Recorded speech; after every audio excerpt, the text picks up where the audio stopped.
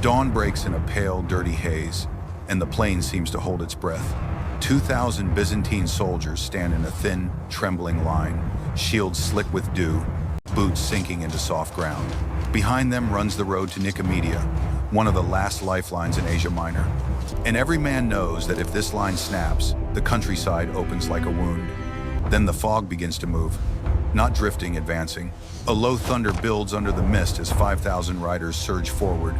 Ottoman forces the frontier power that would become the Ottoman Empire, spreading wide instead of charging straight. Hooves shred the wet grass, banners flicker and vanish in the gray. The Byzantine officers shout for cohesion, but the sound is swallowed, as if the field itself refuses to carry hope. On the edges, the mounted auxiliaries hesitate, watching the Ottoman riders curl around the flanks like a closing net. In the center, the first wave lowers spears, and the Byzantine line feels the moment just before impact when courage is only a decision and fear is already real. So how could just 2,000 men survive the instant 5,000 warriors of the Ottoman Empire crashed into their world? To understand why that fog felt like a trap, rewind to the borderlands of northwestern Anatolia, where the Byzantine Empire is exhausted and fraying at the edges. Cities like Nicomedia and Nicaea still fly imperial banners. But beyond their walls, the countryside is nervous, half-empty, and listening for hoofbeats. Out here, power belongs to whoever can move faster, strike harder, and vanish into the hills before a slow bureaucracy can react. This is where Osman's Ottoman forces are rising, still a frontier warband, more than a polished empire, but dangerous precisely because they live for motion. Every raid brings new horses, new recruits, and new confidence. For the Byzantines, Bithynia is not just farmland. It is the last buffer protecting their coastal strongholds, their roads, their tax lifelines. So a field army is gathered, about 2,000 men, reinforced by hired cavalry meant to steady the line and sent to break the momentum with one decisive clash.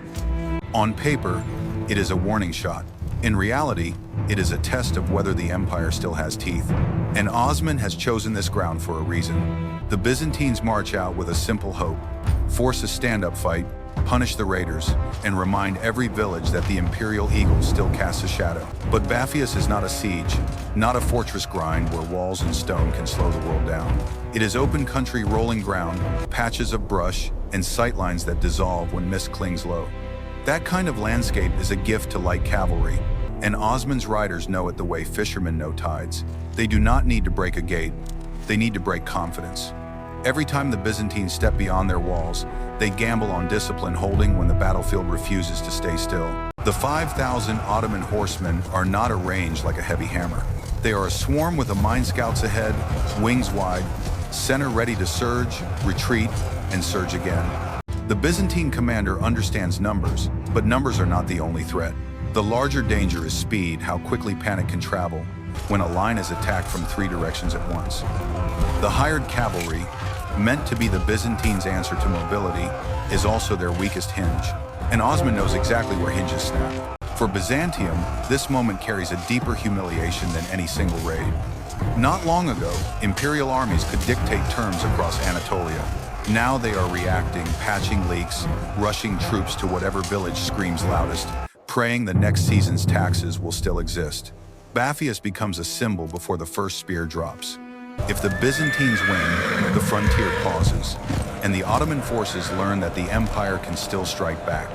If the Byzantines lose, every garrison behind them feels smaller, every peasant feels more alone, and the idea of Ottoman expansion stops sounding like a rumor and starts sounding like whether something coming no matter what anyone wants. Osman's side carries its own pressure. A rising frontier power survives on victories, on reputation, on the belief that following him means profit and protection. A stall here would be more than a setback. It would be a crack in the spell. So both sides step onto the same damp field with different forms of fear. The Byzantines fearing collapse, the Ottomans fearing the rise might end before it becomes destiny. And as the fog thickens again at the edges, the two forces close, one marching like an army, the other moving like a hunt. By mid-morning, the mist lifts just enough to reveal shapes, not certainty. The Byzantine force tries to make the field behave like a parade ground. Infantry packed tight, shields overlapping, spears angled forward, a small core of heavier troops bracing the center. Their commanders want a clean collision, a moment where discipline can matter more than fear. The hired cavalry is pushed to the sides, ordered to guard the flanks and keep the road behind them open. Across the grass, Osman's Ottoman forces refuse to form a single obvious target. Riders fan outward until the Byzantine line looks thin by comparison. 2,000 men staring at a horizon that keeps growing teeth. Drums are not needed. The rhythm comes from hooves and the hiss of breath through cloth and leather. Then the first probes begin, fast groups darting in, not to break shields, but to measure reactions. A javelin flashes. A shield rings. The Byzantines step forward as one, and the Ottoman riders slip away as if pulled by the fog. Each feint forces the infantry to turn, to reset, to doubt the shape of the threat. Dust starts to rise where the ground dries. The sun burns through in weak, cold light. Osman watches the line tighten, then stretch, then tighten again like a rope being tested for its weakest strand. And on the far left, a wide wing of Ottoman horsemen melts into the haze, unseen for a heartbeat too long. The disappearance on the flank is not an accident. It is the kind of movement that makes commanders feel time slipping through their fingers. The Byzantine officers shout for the left side to hold position, to not chase shadows, but soldiers can only stare at empty fog for so long before imagination fills it with blades. Then the Ottoman riders reappear not as a straight charge, but as a crescent, sweeping in at an angle that forces shields to pivot and feet to shuffle. The Byzantines try to keep the line unbroken, yet every small adjustment costs energy. Every turn exposes a seam. Ottoman horsemen rush close enough for faces to be seen, then peel away, letting arrows and javelins do the work of irritation and exhaustion. The field becomes a constant argument. Advance and you lose cohesion, stand still and you are surrounded.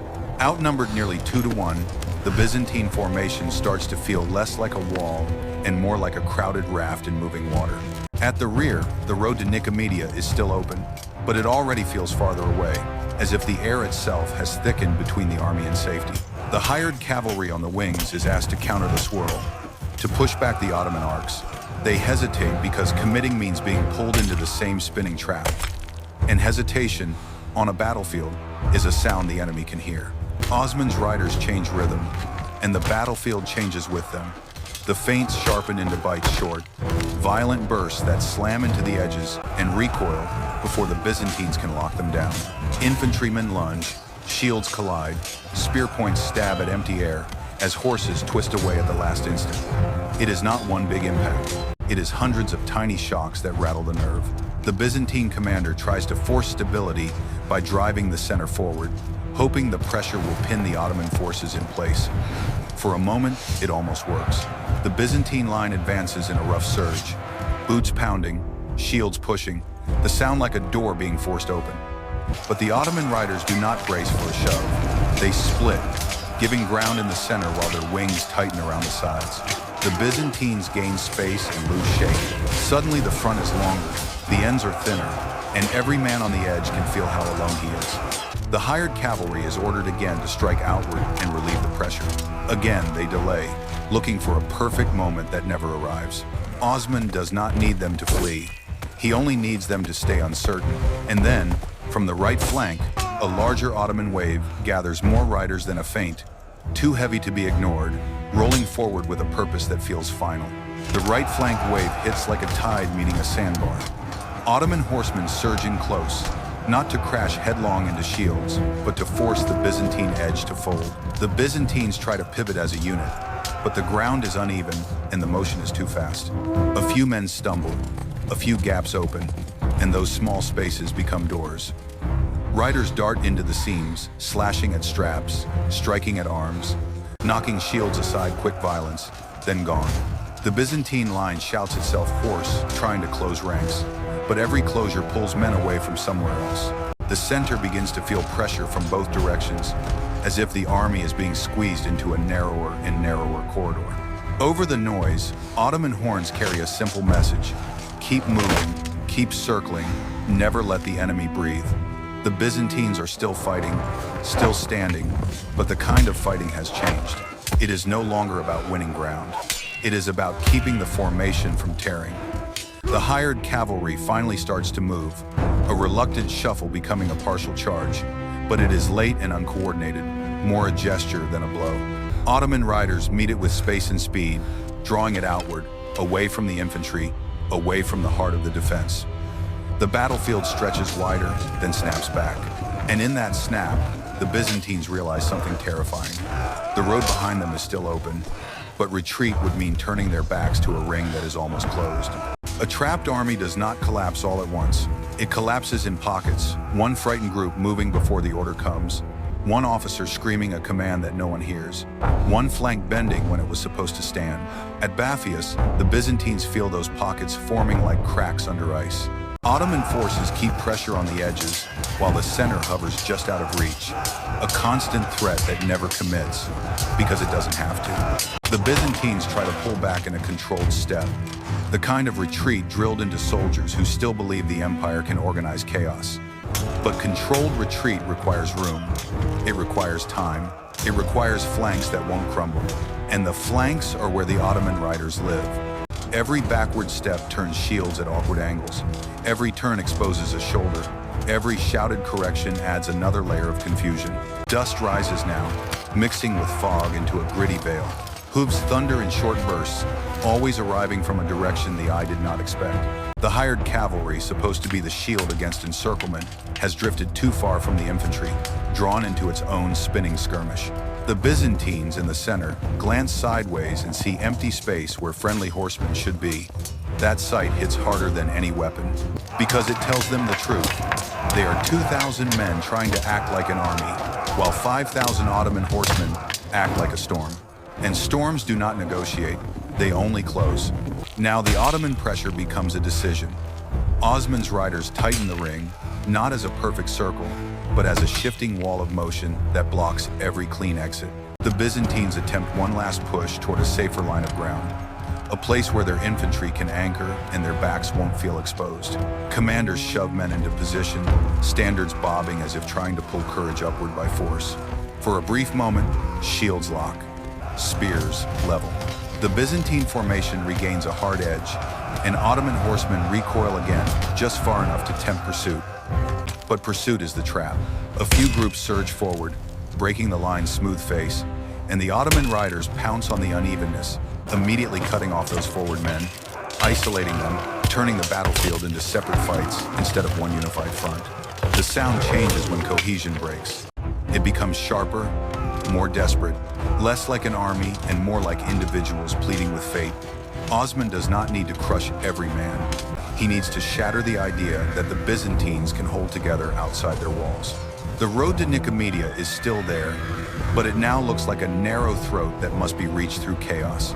And as the sun climbs, Ottoman horsemen gather for a heavier, more direct surge, one that will test whether the Byzantine center is truly restored or only pretending to be. The heavier surge finally comes, and it is different from the earlier bites. Ottoman riders drive in closer, layer behind layer, forcing the Byzantines to brace instead of pivot. Shields slam, spears jab into rushing shadows.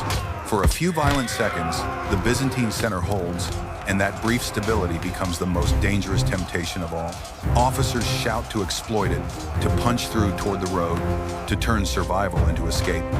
The line tries to advance in one body, but on the wings, the world is already unraveling. The hired cavalry, pulled too far and too late, begins to peel away under pressure, leaving the infantry's flanks exposed like an unlatched door in a storm. Ottoman forces already moving like a net snap, tighter the instant they sense it. Dust and fog blend into a brown veil, and the Byzantines can no longer see the battlefield. They can only feel it tightening by sound, by impact, by the sudden absence of friendly movement on the edges. One standard bearer stumbles, catching the banner before it hits the ground. In that heartbeat, everything balances on a single choice. Try a breakout now, or keep the shield wall and be slowly swallowed, because if the last corridor closes, the Ottoman Empire will pour through the gap. The Byzantine commander commits to the only move that can still feel like control, a breakout toward the road. The center tightens, shields overlapping until the line becomes a blunt wedge, and the men in front lower their spears like the first row of a moving wall. They surge forward through dust and noise, pushing into the thinnest stretch of Ottoman riders they can find. For a breath, the wedge bites. Horses recoil. Space opens. The road flashes into view beyond the haze like a strip of salvation. But Osman's Ottoman forces are built for this moment.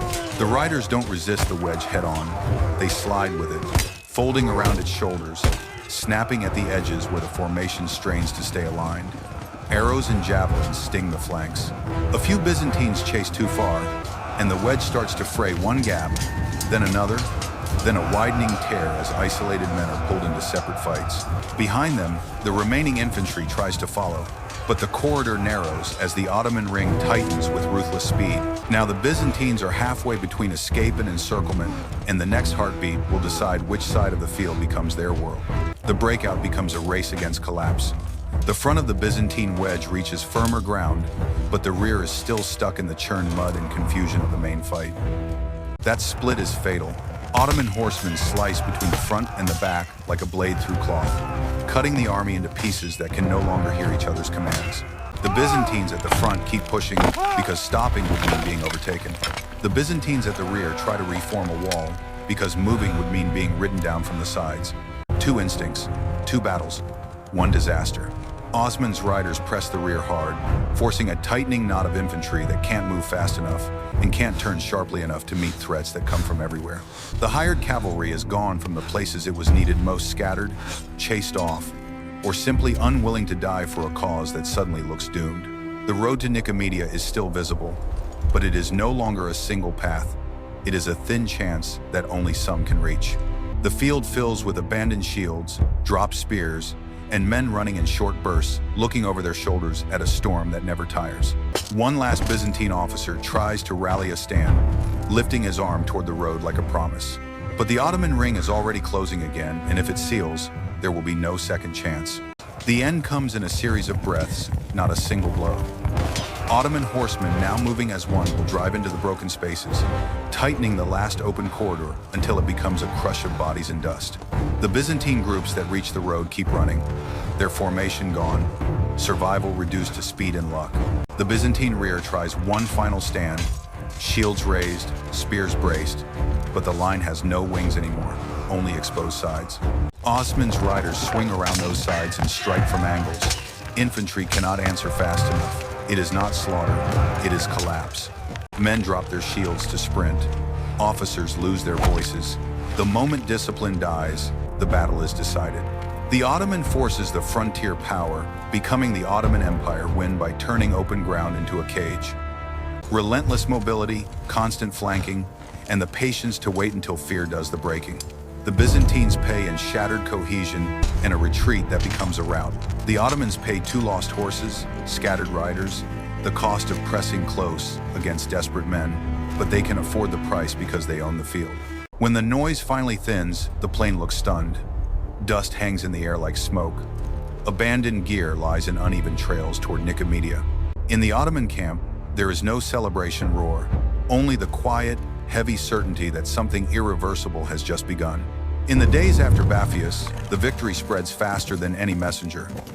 Villages that once waited for Byzantine patrols begin to bargain with the riders who actually show up. Roads that fed Nicomedia and the old imperial heartland feel less secure, less owned, more like contested space where authority is measured in hoofprints. For the Byzantines, the defeat is not just tactical, it is psychological. An empire built on the idea of order has just been beaten in the open by a force that thrives on speed and uncertainty. Garrisoned towns look outward and realize the countryside is slipping away, field by field, season by season. For Osman's Ottoman forces, Bapheus is proof that the frontier is no longer a fringe, it is the future pressing inward. Men join because victory sounds like destiny.